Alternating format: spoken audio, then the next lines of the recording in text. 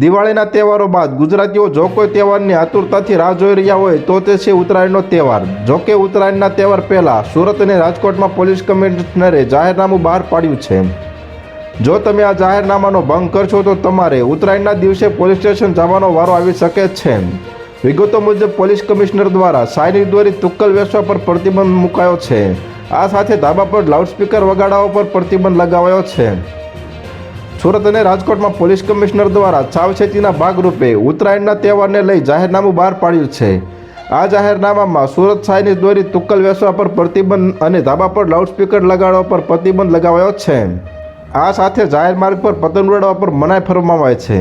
આ સાથે ઓનલાઈન વેચાતા ચાઇનીઝ માજા પ્લાસ્ટિક દોરી પર પ્રતિબંધ મૂકવામાં આવ્યો છે, જેમાં glass coated nylon thread Chinese sky lantern વેચવા પર પ્રતિબંધ મુકાયો છે।